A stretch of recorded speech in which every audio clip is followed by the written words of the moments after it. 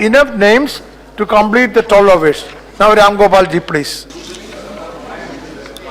श्रीमान,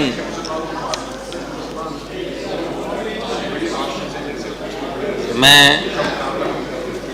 आपका आभारी हूं कि आपने राष्ट्रपति जी के अभिभाषण पर जारी धन्यवाद प्रस्ताव की चर्चा में बोलने का मुझे अवसर प्रदान किया। जो प्रस्ताव श्री भूपेंद्र यादव जी ने रखा है और चंदन मित्रा जी ने समर्थन किया है, दोनों लोगों ने बहुत अच्छा भाषण भी दिया और हमारे नेता प्रतिपक्ष भी लंबा 1 घंटे तक बोले और सारी बातें बताई। मैं कुछ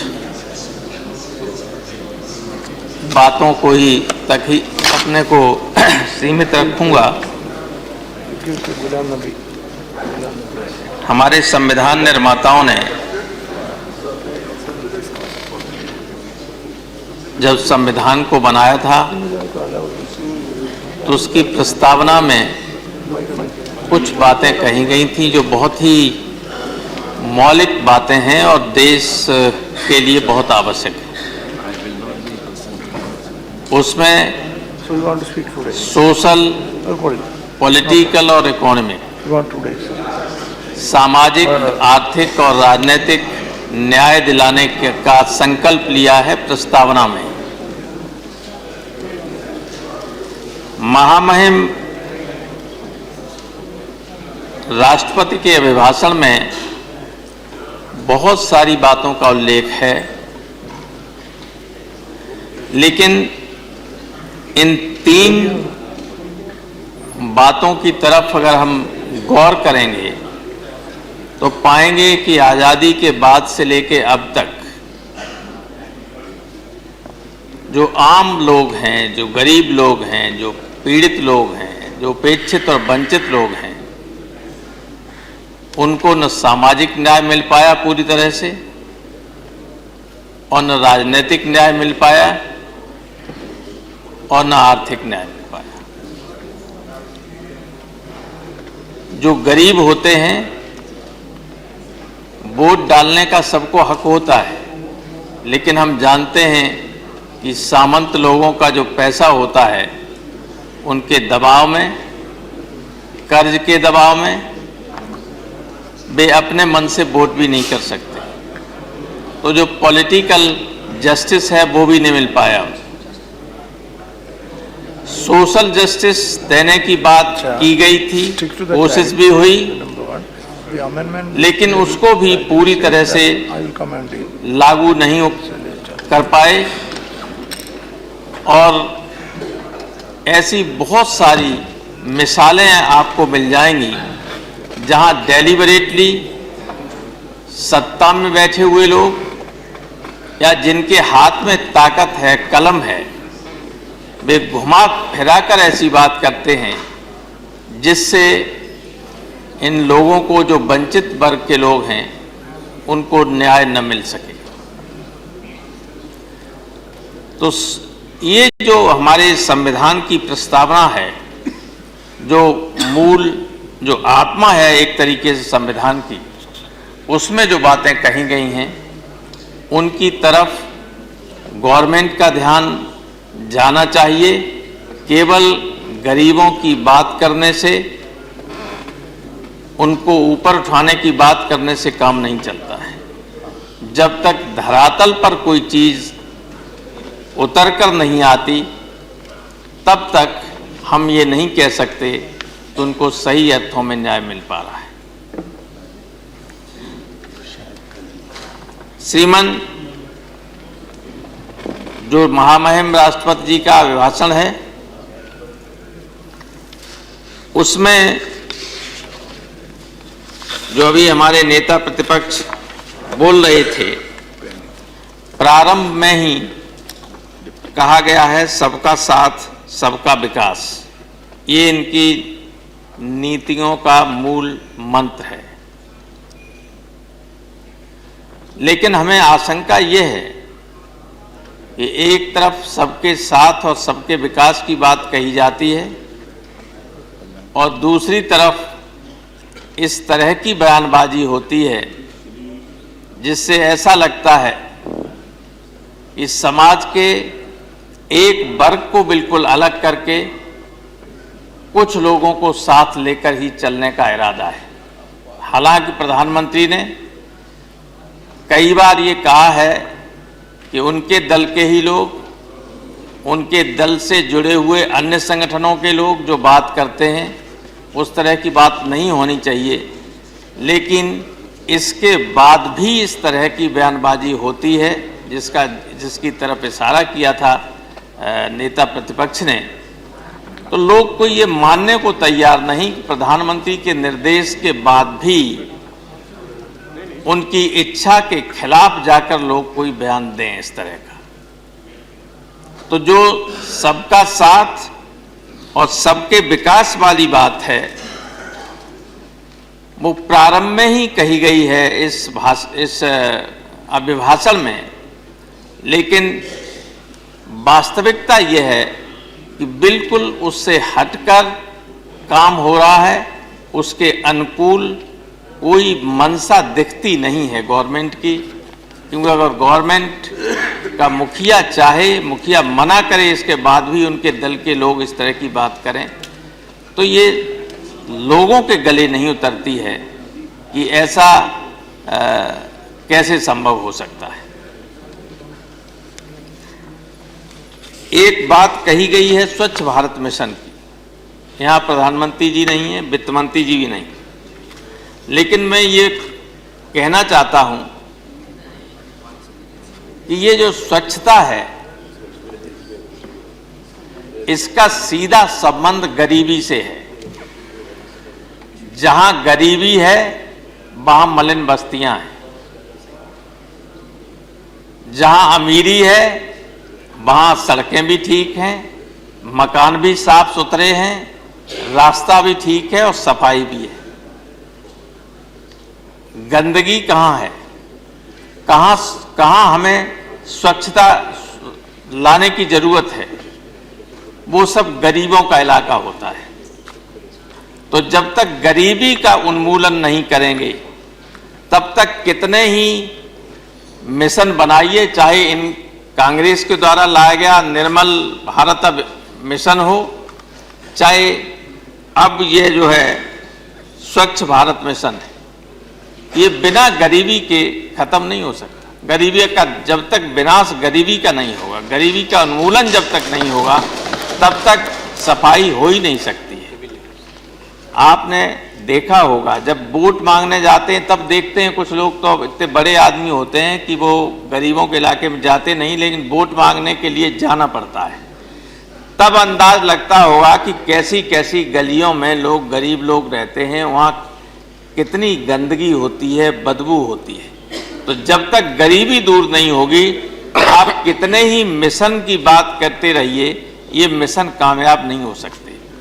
और उस गरीबी को मिटाने के लिए क्या रोड मैप है इसका कहीं उल्लेख नहीं है इस अभिभाषण में। मैं ये कहना चाहता हूं।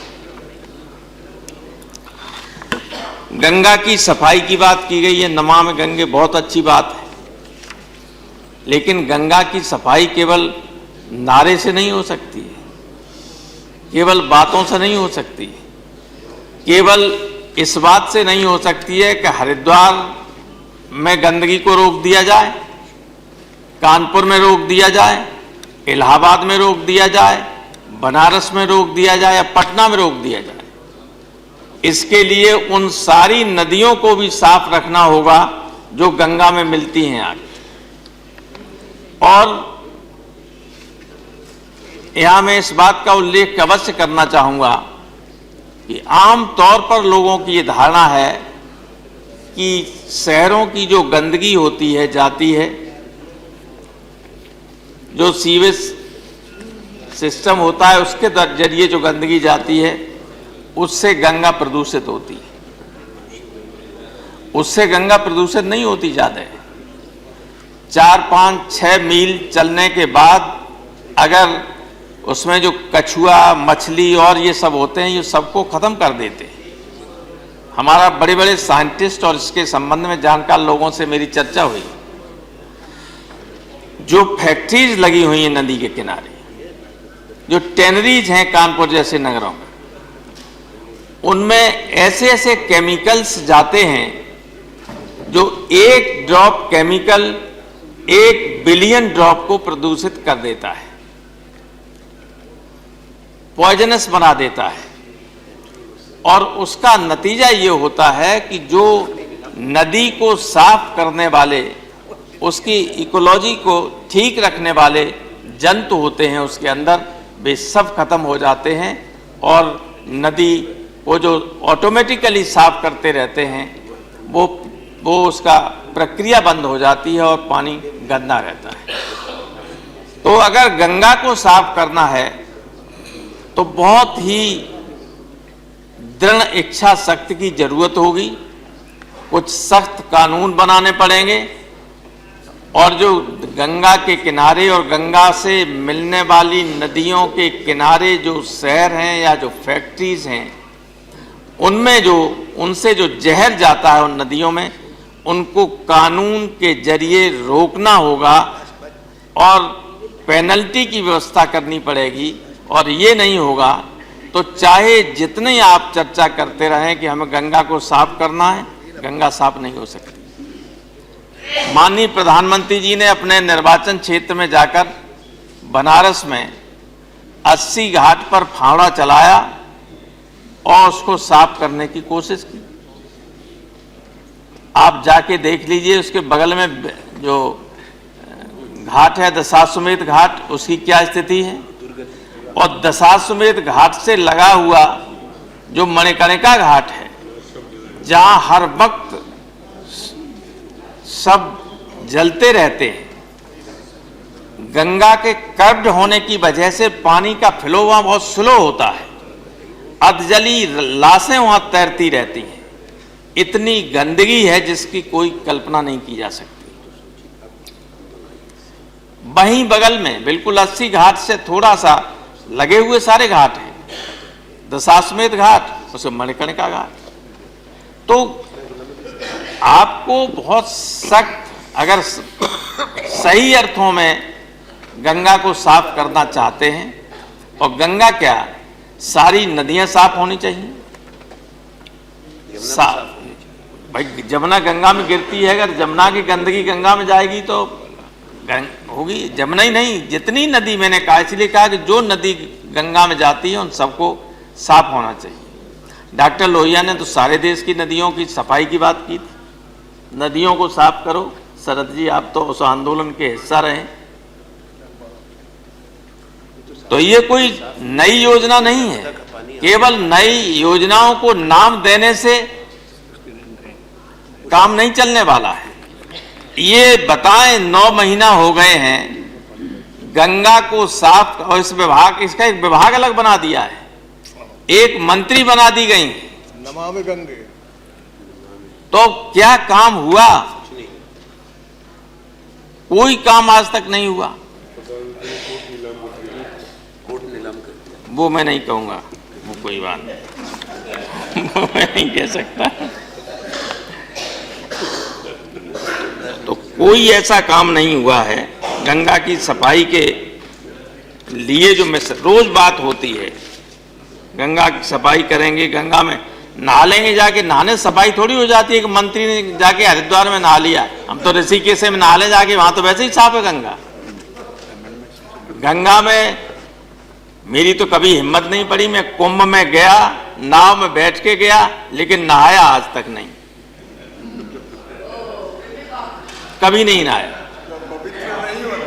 गंगा इतनी गंदी है वहां।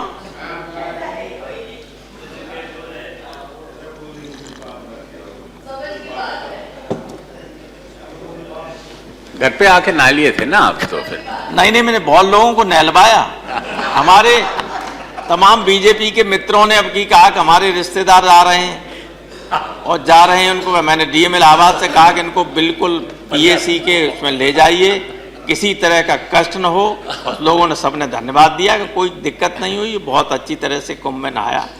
लेकिन मैं गंगा को बहुत का सम्मान करता हूँ, पवित्र मानता हूँ, लेकिन प्रयागराज पर नहाने की हिम्मत आज तक नहीं जुटा पाया। मैंने ऋषिकेश में नहाया, उससे ऊपर नहाया गंगा में, लेकिन कानपुर से आगे नहीं। केवल एक बार बनारस हिंदू यूनिवर्सिटी में समर इंस्टीट्यूट फिजिक्स के लेक्चरर्स का था, 3 राज्यों का, तो मैं भी उसमें गया हुआ था। तो बिल्कुल रामनगर की तरफ गांव में के किनारे गंगा में जरूर नहाया, वहां साफ थी बिल्कुल। दशाश्वमेध घाट पर नहीं नहाया, जो बिल्कुल बहुत मणकर का बगल में दिखता है, तो आप देखिए, आप खड़े नहीं हो सकते। अनंत कुमार जी आप जरूर जाइए, आपके प्रधानमंत्री का चुनाव क्षेत्र भी है, आप देखिए उसको। प्रधानमंत्री जी खुद नहीं नहाए। जब साफ हो जाएगी तब नहाएंगे, इसीलिए दृढ़ संकल्प के साथ कानून बनाइए, कोई यहां से कानून बनवाइए। सारी जो केमिकल्स जाते हैं, जो जहर जा रहा है गंगा में, उसको रोकने का प्रयास कीजिए। ये अच्छी बात है, ये कोई मिशन खराब नहीं है, मिशन प्रशंसनीय है, लेकिन इट शुड बी इम्प्लीमेंटेड पूरी दृढ़ इच्छा और निर्णय के साथ, और इसके लिए आपको कानून बनाना पड़ेगा। इस देश की जनता ऐसी हो गई है कि अगर उसे दंड का भय नहीं होगा तो आपकी किसी बात को नहीं मान सकता, इसलिए कानून बनाना पड़ेगा। अभी कुंभ पे जबरदस्ती टैनरीज को बंद कराया, उस वक्त भी बिजली काटनी पड़ी, सब कुछ करना पड़ा, क्योंकि कोई एफ्लुएंट ट्रीटमेंट प्लांट चलाते नहीं, कागज पे लिख देते हैं। और यहाँ आपका नेशनल ग्रीन ट्रिब्यूनल है जो परमिशन देता है, और पर्यावरण की, और उत्तर प्रदेश में भी है। ये सब जाने कहाँ देखाते हैं ट्रीटमेंट प्लांट चल रहे हैं, चल कहीं नहीं रहे होते, गंदगी हो जाती है बहुत ज़्यादा।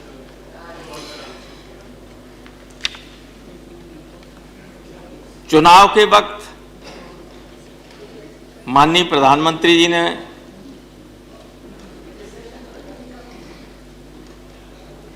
काले धन की बात की थी, बहुत बात हो चुकी है, मैं इस पर कोई लंबी बात नहीं करना चाहूँगा, और मेरा जो टाइम है उसमें हमारे 2 लोग और बोल रहे हैं, इसलिए मैं ज़्यादा बोलूँगा भी आपके। लेकिन काले धन की जो बात कही गई थी,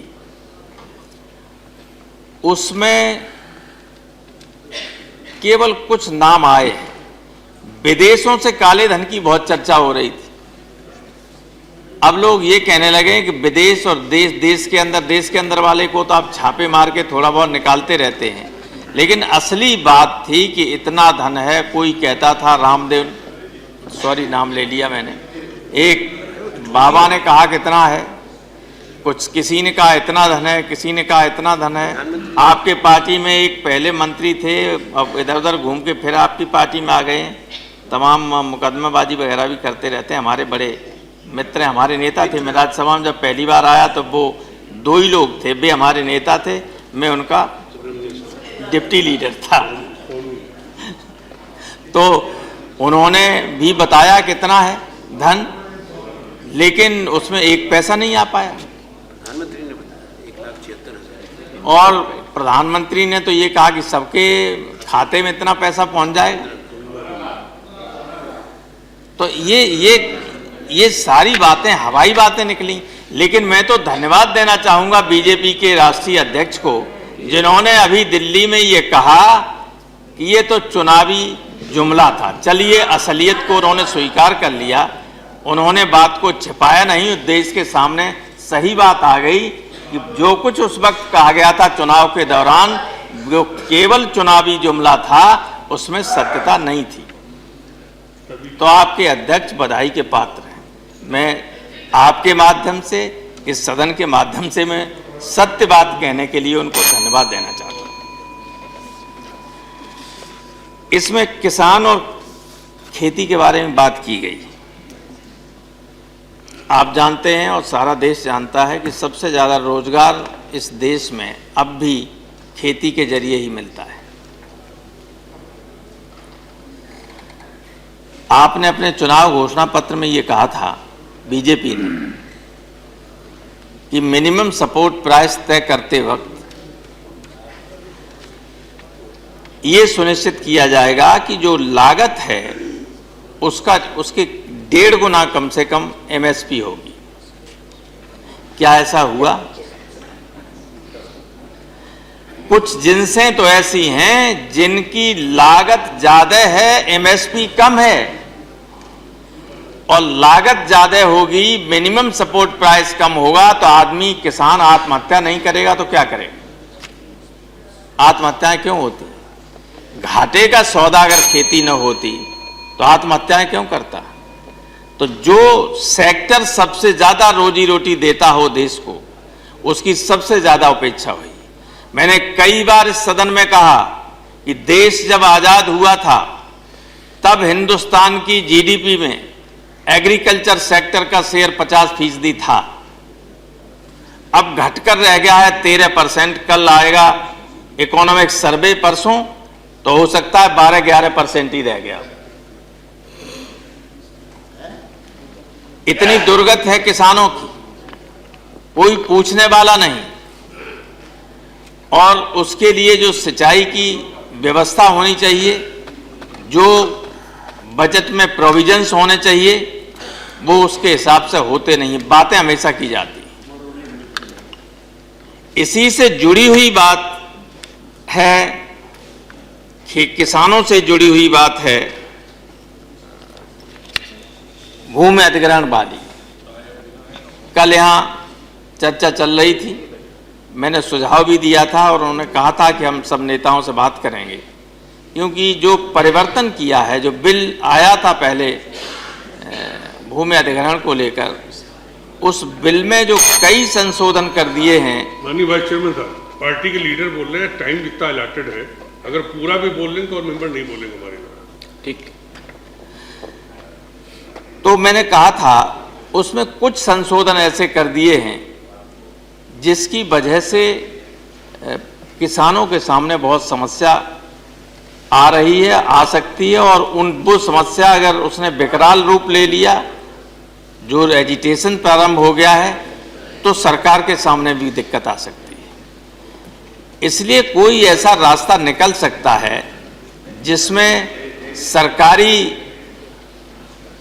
कामों के लिए, यूनिवर्सिटीज़ के लिए, मेडिकल कॉलेजेस के लिए और संस्थाओं के लिए ज़मीन लेने में कोई दिक्कत न हो, लेकिन प्राइवेट बिल्डर्स को, कॉरपोरेट घराने को, इनके लिए कोई भी ज़मीन अधिग्रहित नहीं की जानी चाहिए। किसान की मर्जी के बगैर अगर वो चाहें अपनी उनको बेच सकते हैं, सीधे खरीद सकते हैं, लेकिन गवर्नमेंट का उसमें कोई रोल नहीं होना चाहिए। लेकिन घुमा फिराकर ये जो परिवर्तन ऐसा कर दिया गया है, सोशल इम्पैक्ट उसका क्या होगा इसको छोड़ दिया, हटा दिया गया है, और ऐसी व्यवस्था कर दी गई है कि ये कुछ बड़े लोगों को ही अंतोगत्ता उससे लाभ होगा। क्योंकि कितने एम्स खुल रहे हैं, वादे किए थे इतने, और अभी एक भी नहीं खुल रहा है। एक अब कहाँ खुल रहे हैं? अब तो नहीं, एक भी नहीं बना, ये कह रहे हैं। चल रहे हैं, बन रहे हैं, अभी कोई शुरू नहीं हुआ। जो पहले शुरू हो गए थे आपके जमाने में वो हो गए। अब आप हेल्थ मिनिस्टर थे, आप जानते, लेकिन अब नहीं है। तो ये सारी ऐसी चीजें हैं जिनमें गवर्नमेंट को पुनर्विचार करना होगा, और पुनर्विचार नहीं होगा तो बाहर भी शोर होगा और यहाँ भी शोर होगा, तो तमाम दिक्कत होती। इसीलिए मैंने सुझाव दिया था कल, और वित्त मंत्री जी ने कहा था कि हम सारे दल के नेताओं से बात करेंगे, कोई रास्ता निकालेंगे। मैं यहाँ एक बात और कहना चाहता हूँ कि किसानों के साथ बहुत नाइंसाफी केंद्र के जरिए हुई है, उत्तर प्रदेश के किसानों के साथ खास तौर से। उत्तर प्रदेश में अब की बार चावल जो लेवी से लिया जाता है उसकी खरीद नहीं हुई। तो औने पौने दाम पर धान को बेचने के लिए किसान को मजबूर होना पड़ा। नहीं किया, उत्तर प्रदेश का धान नहीं, उसका चावल नहीं खरीदा गया। अभी यूरिया की जरूरत थी, जब तो यूरिया नहीं दी गई टाइम पर, यूरिया खाद। तो गेहूं की फसल को जिस वक्त खाद की जरूरत थी उस वक्त खाद नहीं दी गई। जब धान को बेचने के लिए किसान बाजार में जा रहा था तो चावल की खरीद पर दिल्ली ने कह दिया कि नहीं, चावल नहीं उत्तर प्रदेश का खरीदा जाएगा, उसमें टूटन ज्यादा होती है। और जब जो बिल्कुल गलत था, ऐसा नहीं था। इससे पहले भी कोशिश की थी तो शरद पवार साहब ने इंटरवीन करके और खरीद करा दी थी जब आपकी गवर्नमेंट थी यूपीए में। लेकिन इस बार न चावल खरीदा गया और न समय पर यूरिया दी गई।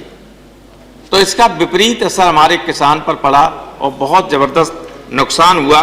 इस तरह का भेदभाव उस राज्य के साथ किया गया जिसकी बदौलत ये सरकार दिल्ली में काबिज है। अगर उत्तर प्रदेश ने 73 बीजेपी के एमपी चुन के न भेजे होते तो कहीं यहां पर बीजेपी का आता पता नहीं होता।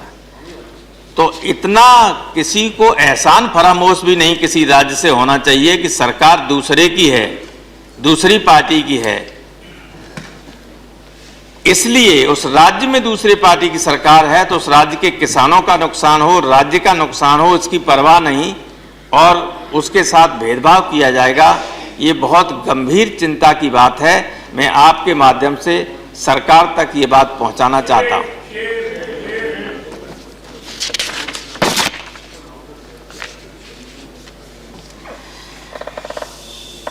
जहां तक स्वास्थ्य का सवाल है,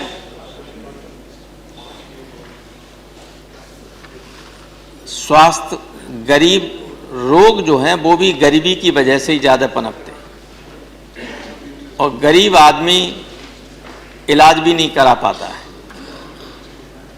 हमने उत्तर प्रदेश में जरूर ये कर दिया है, नारा था हमारा, समाज सोशलिस्ट नारा लगाया करते थे कि कपड़ा रोटी सस्ती हो, दवा पढ़ाई मुफ्ती हो।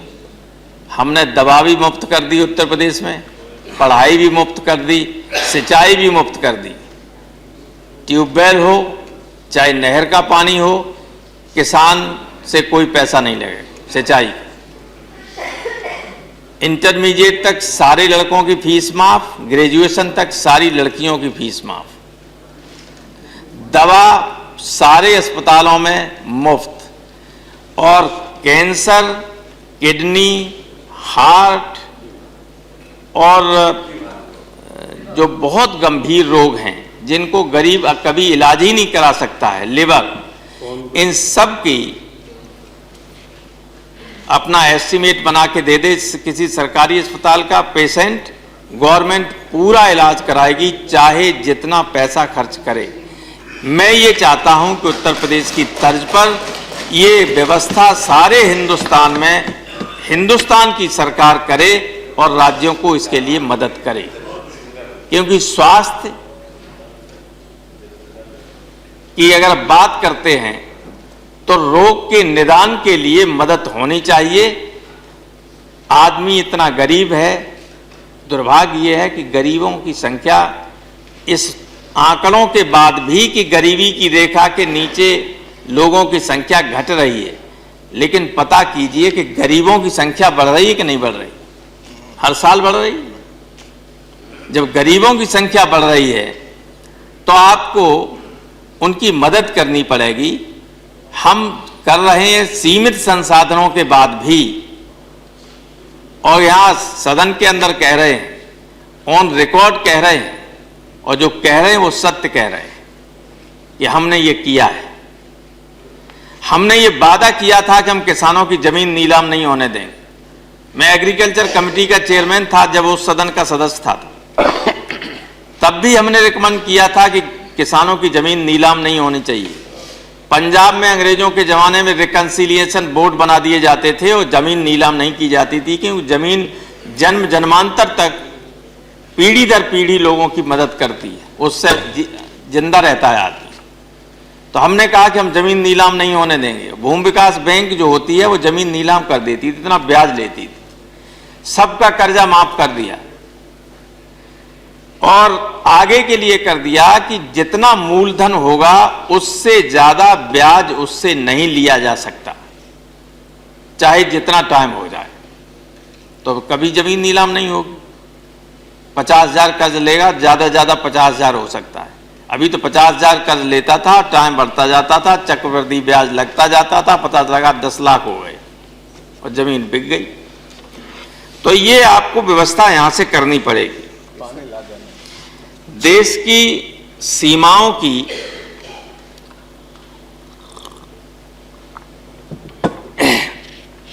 सीमाएं हमारी सुरक्षित नहीं है। देश जब आजाद हुआ था तब जितनी हमारी जमीन थी उससे लाखों वर्ग मील जमीन आज हमारे पास कम है। बहुत बड़े पैमाने पर चीन और पाकिस्तान हमारी जमीन को दाबे हुए है और चीन तो रोजाना 1-2 इंच आगे बढ़ आता है, कभी कभी तो 10-10 किलोमीटर आगे बढ़ के टेंट लगा के बैठ जाता है। न ये कांग्रेस के लोगों से भी हम लोग कहते रहे, हमारे नेता माननीय मुलायम सिंह यादव ने लगातार लोकसभा में इस बात की कहा कि हमें चीन से सबसे बड़ा खतरा है। न इन्होंने हिम्मत कर पाई,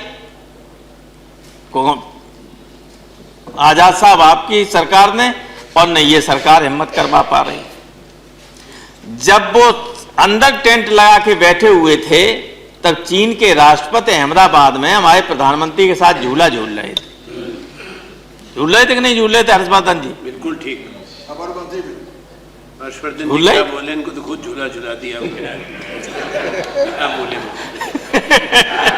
इन्होंने तो उल्टा झूला दिया। तो हमारी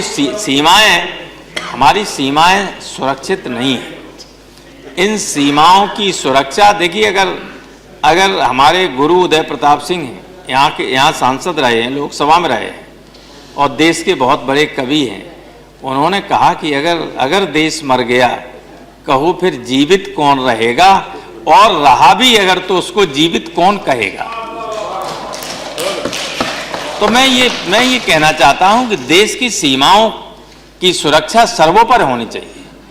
आदमी भूखा रह सकता है, नंगा रह सकता है, लेकिन देश के लिए अपनी जान देने को तैयार रहता है, चाहे उसे खाने को न मिले, चना खाकर एक घूंट पानी पीकर लड़ता है सीमा पर सिपाही हमारा, देश को बचाने के लिए। और जो सिपाही का मोरल डाउन हो जाएगा, अगर गवर्नमेंट सख्त नहीं होगी, गवर्नमेंट का सपोर्ट उनको नहीं मिलेगा, तो फिर ये देश के लिए बहुत ही घातक सिद्ध हो सकता है।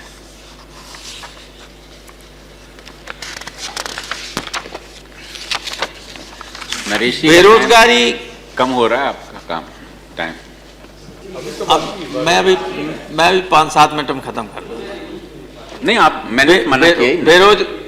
मैं बात कर रहा था बेरोजगारी की, युवाओं की बात हुई है, बहुत उसमें बात की है, इनके 12 मिनट पड़े। लेकिन बेरोजगारी एक ऐसी समस्या है जिसकी वजह से ही गरीबी होती है। याद रखिएगा कि अगर बेरोजगारी नहीं है तो गरीबी नहीं हो सकती, गरीबी के कारण बेरोजगारी नहीं होती है, बेरोजगारी की वजह से गरीबी होती है।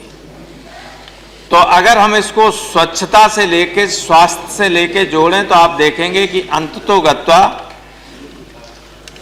जो बेरोजगारी है वो सबका कारण है। बेरोजगार अगर नहीं होगा, लोगों को रोजगार मिलेगा, तो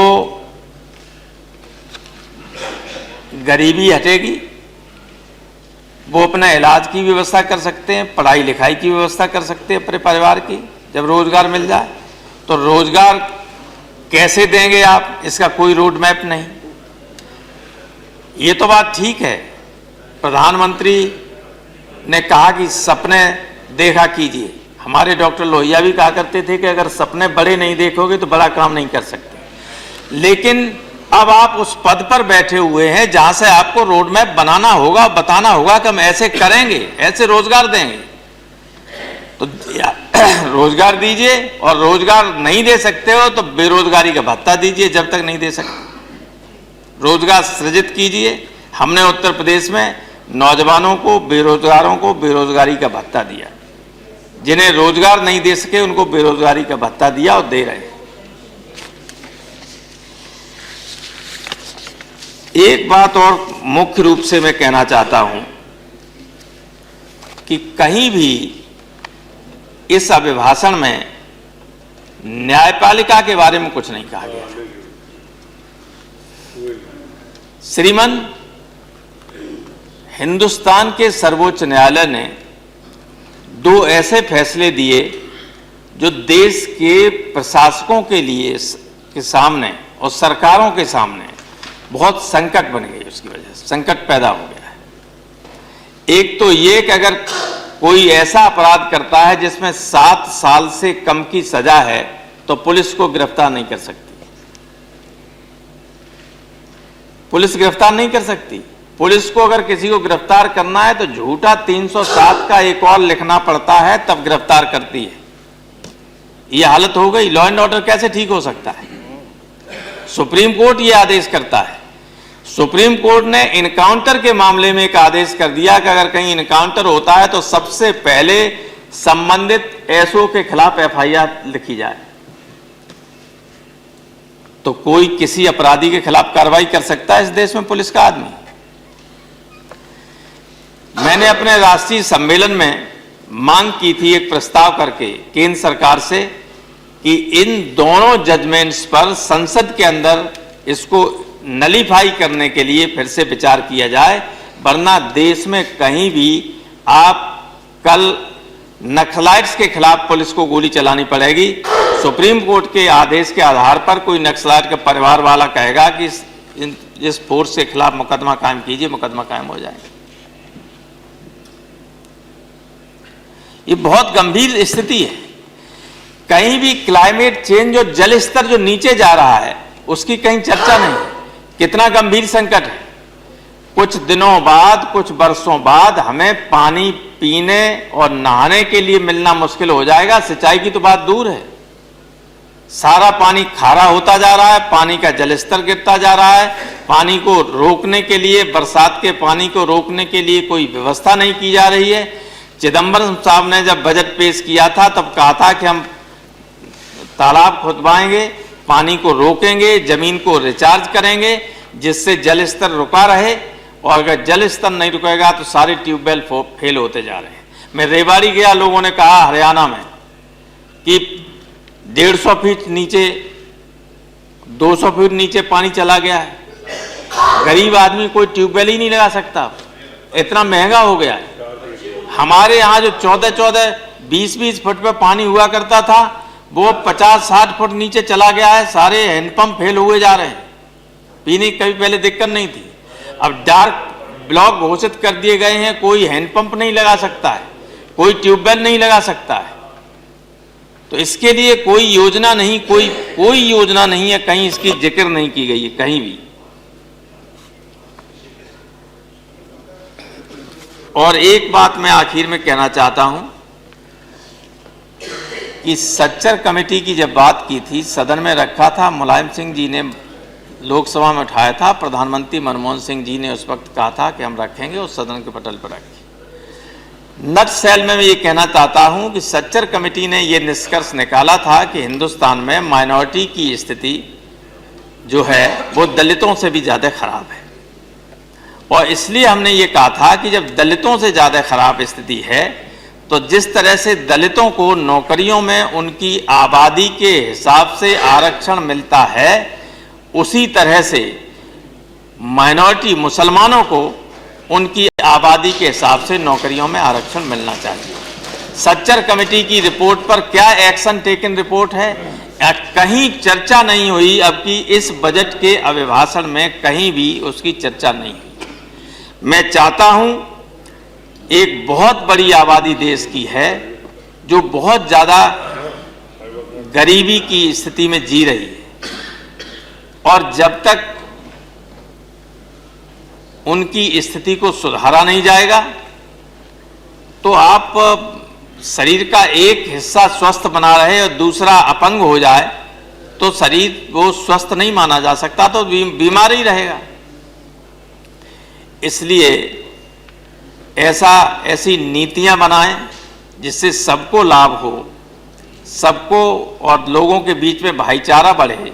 ये तरह तरह की बयानबाजियां हो रही हैं, बयानबाजी बंद हों और देश की पूरी ताकत देश के विकास में लगे और देश के दुश्मनों के साथ लड़ने में लगे, आपस कहीं लड़ने में न लगे, ताकत खर्च न हो। ये हमारा सुझाव है और मैं चाहता हूं कि आपके माध्यम से सरकार से कि सरकार इसी लाइन पर काम करे और उनके दल के लोग या दल के सहयोगी संगठनों के लोग जो मनमुटाव और मनभेद पैदा करने की कोशिश कर रहे हैं देश के अंदर, उस पर विराम लगे। धन्यवाद।